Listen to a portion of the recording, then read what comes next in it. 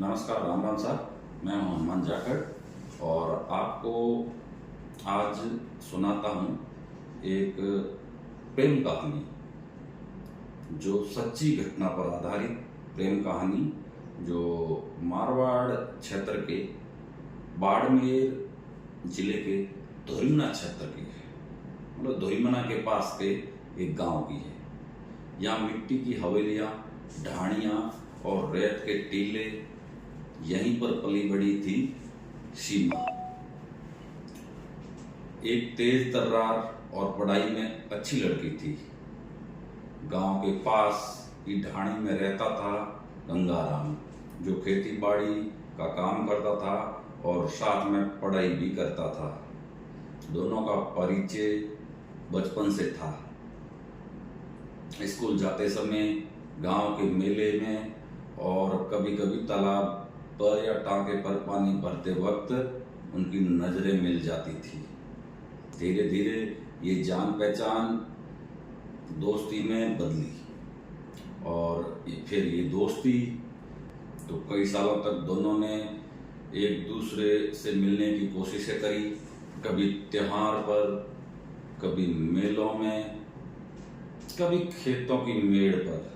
तो गंगाराम अक्सर कहता था, सीमा, एक दिन मैं तुझे अपनी दुल्हन बनाकर ले जाऊंगा। सीमा हंसते हुए कहती है, अगर पापा और समाज मान जाए तो। यही सबसे बड़ी मुश्किल थी इन दोनों के मोहब्बत के रास्ते के बीच। सीमा और गंगाराम अलग जाति से थे और बाड़मेर जैसे परंपराओं से बंधे इलाके में ये रिश्ता किसी भी हालत में स्वीकार्य नहीं है और नहीं था।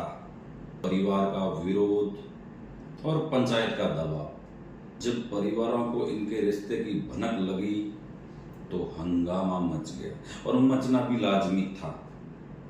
सीमा के पिता ने गुस्से में कहा, बेटी, तू हमारे खानदान की इज्जत है। जाति के बाहर कदम रखा तो हमारी नाक कट जाएगी। गंगाराम के परिवार पर भी दबाव डाला गया। रिश्तेदारों और गांव वालों ने ताने मारने शुरू कर दिए। लड़का तो खानदान को बर्बाद या बदनाम कर देगा। मामला गांव की पंचायत तक पहुंचा। चौपाल में सब इकट्ठे हुए हैं।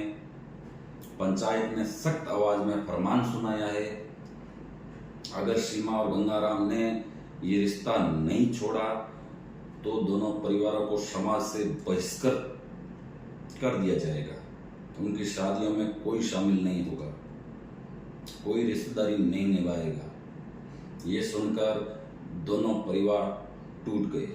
सीमा और गंगाराम को धमकाया जाने लगा और उन्हें मजबूर किया गया कि वो एक दूसरे से दूर हो जाए या अलग हो जाए। सीमा और गंगाराम ने भागकर या भागने का मन बनाया या फैसला किया, लेकिन दिल की आवाज किसी पंचायत और समाज से नहीं डरती। एक रात जब पूरा गांव नींद में डूबा था,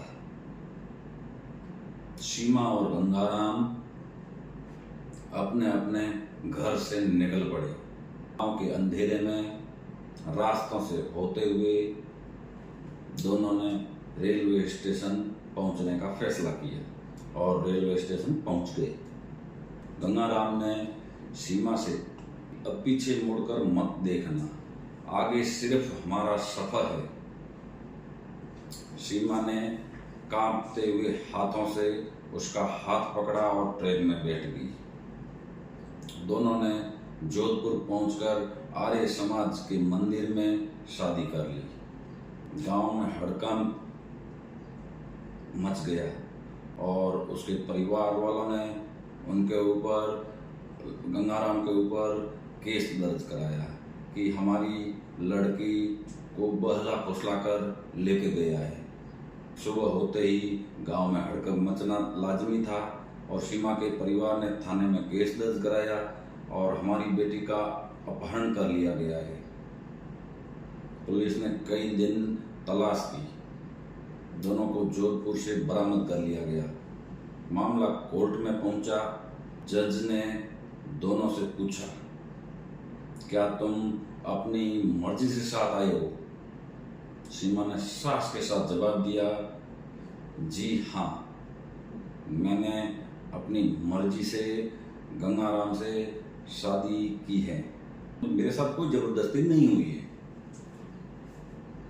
गंगाराम ने भी साफ कहा, हम दोनों बालिग हैं और हमें साथ रहने का अधिकार भी है।